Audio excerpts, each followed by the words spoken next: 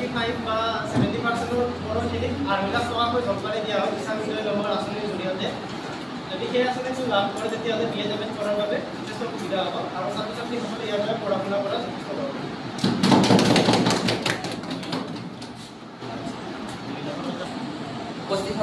তেওঁলোকে এটা কথা কৈছে যে সাৰ্বজনীন আৰু সমান সুযোগ ছাত্ৰ ছাত্ৰীসকলক সাৰ্বজনীন আৰু সমান সুযোগ দিয়া কথাটো একেবাৰে গ্ৰহণযোগ্য নহয়। কাৰণ আমি বহু ক্ষেত্ৰতে দেখা পাইছোঁ যে ছোৱালীতকৈ ল'ৰাক বহু ক্ষেত্ৰত পৃথক কৰি থৈ দিছে। উদাহৰণস্বৰূপে এতিয়া আমি চাব গৈছোঁ সমান আমাৰ হায়াৰ ছেকেণ্ডাৰী পাছ কৰাৰ পিছত সমান পাৰ্চেণ্টেজত মানে স্কুটি প্ৰদান কৰা ব্যৱস্থাটোতে আমি উদাহৰণ হিচাপে ল'ব পাৰোঁ। ছোৱালীক 60 পৰা দি আহিছে কিন্তু ল'ৰাক 75, কিন্তু এই ক্ষেত্ৰত কোনো ধৰণৰ সাৰ্বজনীনভাৱে মানে প্ৰদান কৰা হোৱা নাই। ল'ৰাৰ ক্ষেত্ৰত কিছু ইয়াত পৃথককৈ ৰখা হৈছে, সেইকাৰণে এইটো একেবাৰে আমি মানি ল'ব নোৱাৰোঁ।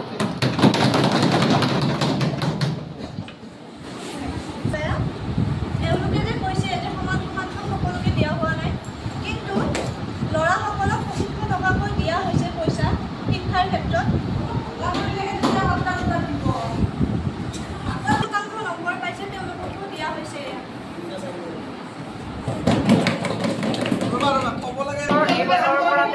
তেওঁলোকে মানে সমান কৰিব, কিন্তু তেওঁলোকে বাস্তৱিকতে এইটো ৰূপায়ণ কৰিব এতিয়ালৈকে পৰা নাই। আমি বহু ক্ষেত্ৰত দেখা পাইছোঁ যে এনেকুৱা বহু প্ৰতিশ্ৰুতি তেওঁলোকে দিছে, সমানভাৱে তেওঁলোকে এই ব্যৱস্থা কৰিম বুলি বহু ক্ষেত্ৰত তেওঁলোকে প্ৰতিশ্ৰুতি দিছে, কিন্তু তেওঁলোকে এতিয়ালৈকে বাস্তৱত ৰূপায়িত কৰিব পৰা নাই।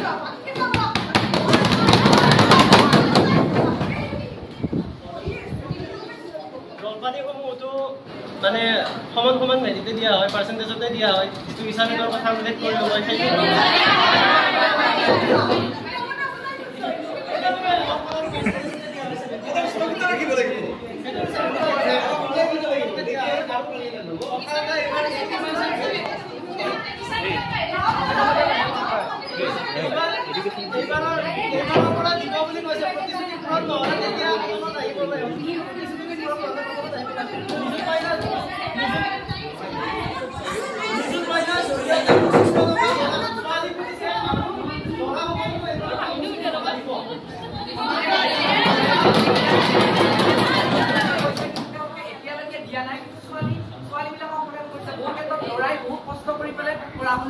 তেওঁলোকে আগবাঢ়ি যায়, কিন্তু তেনে ক্ষেত্ৰত চৰকাৰৰ ফালৰ পৰা কোনো ধৰণৰ মানে সা সুবিধা নাপায়। তাৰ বিপৰীতে ছোৱালীয়ে অভিভাৱকৰ তত্ত্বাৱধানত পঢ়িও তেওঁলোকে কিছু টকা ইতিমধ্যে লাভ কৰিছে, কিন্তু ল'ৰাই ইতিমধ্যে তেওঁলোকে লাভ কৰা নাই। কিন্তু প্ৰতিশ্ৰুতি দিছে তেওঁলোকে এতিয়ালৈকে এইবিলাক সম্পাদন কৰিব পৰা নাই, আৰু এইটো কৰিব পাৰিব বুলি আমি নাভাবোঁ।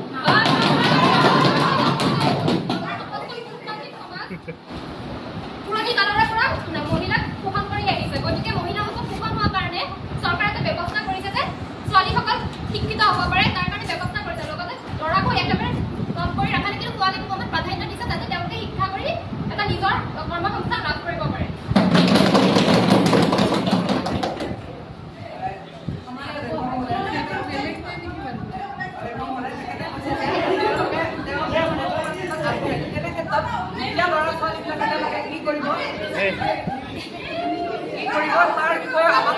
ক'ব লাগিব যে দুখীয়া ঘৰৰ ল'ৰা ছোৱালীবিলাকে যে এই সুযোগৰ পৰা বঞ্চিত হ'ব, তেওঁলোকৰ কি হ'ব? তেওঁলোকে সমানে আগবাঢ়ি যাব নালাগে নেকি?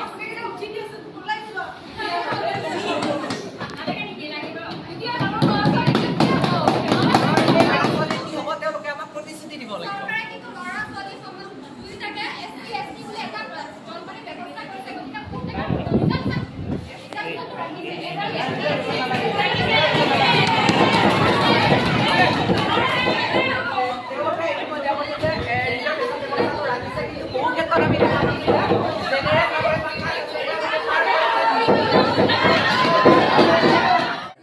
অসুবিধা আছে সেইবিলাকৰ ওপৰত তেওঁলোকে গুৰুত্ব আৰোপ কৰাটো আমি দাবী জনাইছোঁ।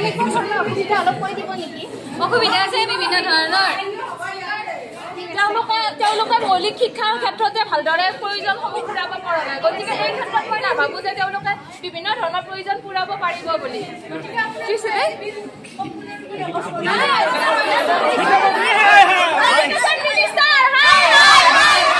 সকলোৰে বিভিন্ন মতামত দাঙি ধৰিছে আৰু একো নিৰ্দিষ্ট সিদ্ধান্তত উপনীত হ'ব পৰা নাই। সেইবাবে আজিৰ এই সদনৰ স্থগিত ৰখা হ'ল বুলি ঘোষণা কৰিলোঁ।